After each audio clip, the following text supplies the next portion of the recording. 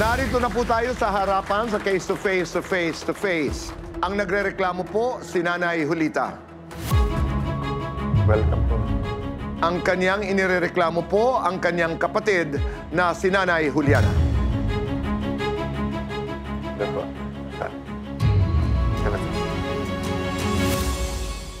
Ate Julita, Ate Susana, parating nakakalungkot po kapag pamilya ang meron na hindi pinagkakasunduan at lalo po pag lumalalim. Gusto kong bigay yung summary kung anong karapatan ninyo. Pag kayo'y may minana and 8 kayong magkapatid, yung titulo na yon, so halimbawa ito yung titulo na yon, nandun yung may-ari, yung parents nyo, nandun yung descriptions. Yung titulo na yon ay nagsasabi sa buong mundo na itong lupa na to, ito may-ari.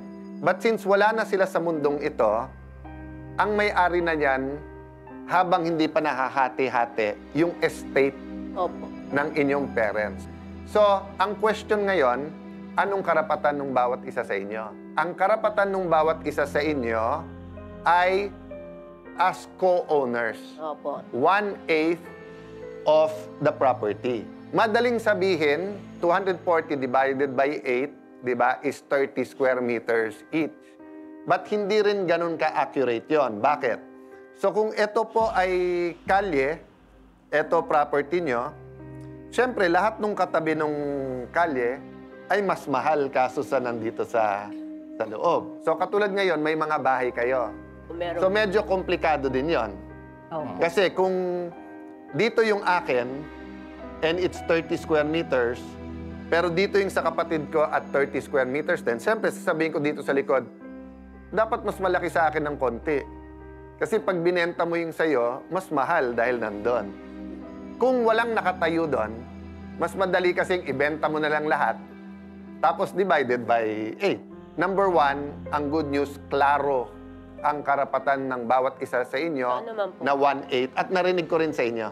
Kasi meron din tayo naging guest na sabi, patay na naman yung kapatid namin so wala na silang hati. Hindi po. May right of representation ang anak naman nila. Totoo po diba? Yung anak naman. So yun ang maganda sa inyo. Hindi nyo naman pinagkakait sa inyong mga kapatid na nauna na may karapatan yung mga anak nila. Okay. The second good news is, hindi po ganun kahirap makuha yung titulo. Bakit? Actually po, si Senator Pia, and shout out dahil namimiss ka na namin dito sa Cayetano in Action with Boy Abunda, siya po ang nag-sponsor ng Republic Act 9439, which is the Anti-Hospital Detention Law. Kasi matagal siya naging chairperson ng Health Committee.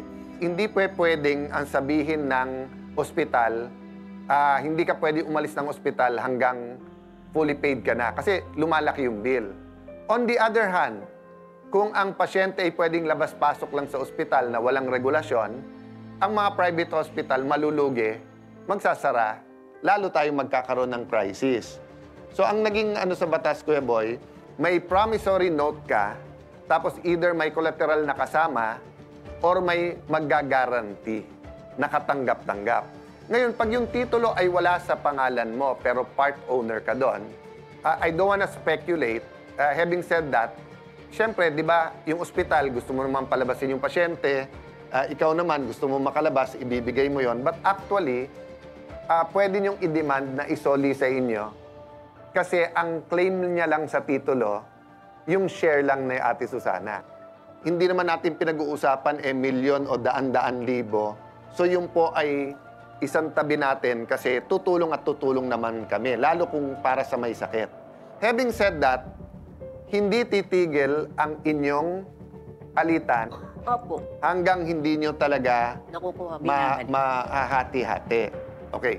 Ito problema. Hindi nyo naman binibenta ng buo yung lupa. So, pag hinati-hati nyo, papa-appraise pa, hindi mura din yon yung appraisal, anong part, di ba? So, ang pinakamadali po dyan, kung klaro naman magkano yung halaga ng buong lupa, nagkakasundo ba kayo ngayon kung magkano yung halaga per square meter doon? Hindi po. Nung pasusukat po namin yan, ang halaga lang po ng pagpapagawa at pagpapasukat po ng titulo, 8,000. Ngayon po, nito pong mga nakaraan, nung kinukuha nga po namin sa kanya, ayaw nga po niyang ibigay, umabot na po ng tigi 18,000 bawat isa po sa amin. Okay. Kasi ang mas madali doon, bayaran nyo na lang siya sa parte niya. Ang question lang kasi, magkakasundo ba kayo? Kasi ang madidemand mo lang sa kala at Susana, hanggang dun sa halaga. Opo. So halimbawa, para lang madali yung math ha, kung 240 square, gawin natin 10,000 para madali ha. So kung 10,000 per square, 2.4 million yon. Pag divided by 8, tig 300,000 kayo.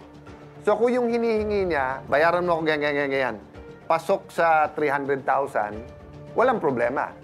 Pero pag ang hinihingi mo ay mahigit 300,000, itubusin mo, ay hindi pwede ho. So syempre, ang next problema, saan nyo kukunin yung pambayad doon? Sir, ito po nga ang napag-usapan. Sabi nga po niya, suklian na lang daw po namin at ibigay namin yung 30,000 sa kanya. Kaso po, paano po namin ibibigay yon kung nasa hospital nga po yung titulo? Ito ang solusyon doon, no? Ang solusyon doon, may mamamagitan. So, pwedeng yung kapitan, pwedeng lupon, pwede rin kami. At saka may mystery taga-tubos kayo, di ba? May nagbigay ng pera, kaya... Pero hindi pwede ibigay ni Doc o administrador ng ospital sa iba yung titulo. Di ba? Kasi ikaw ang nagbigay. Having said that, dahil buhay ka pa, Ate Susana, ikaw kakausap sa mga anak mo, hindi sila makikialam. Kasi may anak ka daw doon nakatira, di ba? Opo, yung kung panganay.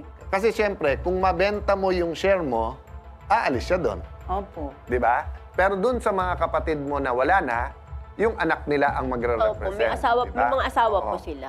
Maraming posible na gawin natin para maayos nating ito. Ngayon ho na alam nyo nang may karapatan naman siya isanla, Opo, alam pero naman yung po share namin niya yun, lang, sir. Alam medyo naman- gumaan po ba yung loob nyo? Or... Eh, gaga nga po yun, sir. Kasi nga po, may kapatid po namin siya eh. Kaya po may share siya dun eh.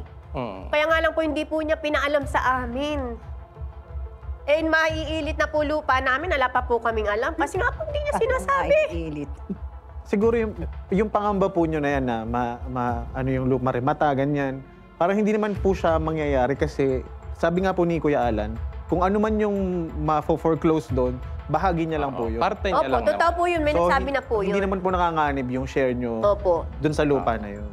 Kaya hindi pa kayo makapag-usap kasi wala nga yung titulo sa inyo, no? Opo, ala po. Assuming po na makuha natin yon, yung mga kondisyon po ba nabigay ni Ate Susana, kaya nyo pong tanggapin? Eh, ang gusto po kasi niyang mangyari, nasa kanya na pera, ang anak niya doon pa rin nakatira. Sinabi ko ba sa'yo yun? Hindi ko Sinabi mo sa'yo yun. ah. Sinabi mo yun. Lukarit ka pala talaga, oh. Sinungaling Ako, ka. hindi ako sinungaling. Ikaw ang matandang, wala kang pinagkatandaan So, eh. Wala akong sinabi. Ikaw ang sinungaling.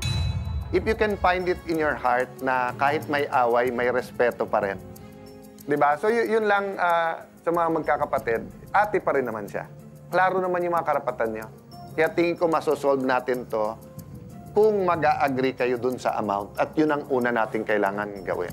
Okay, boy. At aaralin natin, sabi ko nga hindi nagtatapos ho dito, meron tayong mga abogado, andyan si Kuya Larry, at alamin natin yung fair market value noong lupa, i-compute kung magkano ho talagang halaga. Kasi para sa akin, habang nakikinig ako sa diskusyon, doon yung doon magsisimula. Pag nalaman kung magkano ang halaga ng bawat parte. Nanay Julita, Nanay Susana, patuloy ho na sasamahan kayo ng Cayetano in Action para matulungan ho kayo. Dahil yung ospital, sabi nga ni Kuya Alan, isantabi muna natin yon. Pero misteryoso din sa amin yung sino nga ba talagang nagbayad. Yun nga. Bakit hindi natin malaman kung sino siya para maayos ho Ayaw natin. sabihin nung nila kung sino ako. Sila po nag-uusap nung doktora, hindi naman po kami. Nalaman na lang po namin. Pero pagka, halimbawa, sinamahan ng abogado natin si Ate Susana, eto yung 30,000, akin na yan, pumayag kayo na hawak niya, assessor, magkano, eto. Proseso muna. Opo. Lahat yan pupuntahan ho natin. Yung proseso Nanay na Julita. katanggap-tanggap sa inyo, dadating po tayo doon. Ha? Salamat po sa inyong tiwala. So aayusin ho natin yan. Attorney Mark, Attorney Matt, maraming salamat. Huwag po kayong aalis dahil magbabalik pa po ang...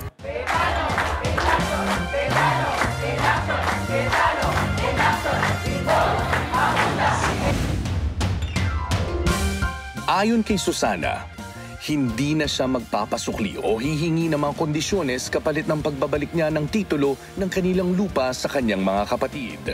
Ayun na nga po, nagpunta tayo sa abogado. napanotaryo nyo na. Kasama po yung mga kapatid ko, tsaka po kayo. Nagpapasalamat po ako sa Cayetano in Action. Napagkasunduan nilang muling magharap sa barangay para formal na italaga ang kanilang kapatid na si Mario bilang tagahawak ng titulo. Kami po magkakapatid ay nagkausap-usap na kami ay may karapatan sa bawat isa na humawak ng titulo. Pinagkatiwala po sa kapatid po namin isa na nakakatanda po sa amin. At dahil nakumpirma ng team ng CIA with BA na wala ng pananagutan si Susana sa ospital, kukunin na ni Susana ang titulo mula rito at agad na ibibigay kay Mario bilang pagkilala sa pinagkasunduan ng kanilang pamilya. Ay nagpunta po kami sa barangay po at nang makausap po namin si Kap Malu Kundangan para po siyang mag-ayos at mamigay ng bawat kasulatan na ipinamahagi niya sa aming magkakapatid sa pagkakaroon po namin ng karapatan sa bawat isa. Nagpapasalamat po ako sa iyo, Kuya Alan, dahil po kami po ay sinubukan ko pong makalapit sa inyo pero nabigyan niyo naman po agad ng aksyon.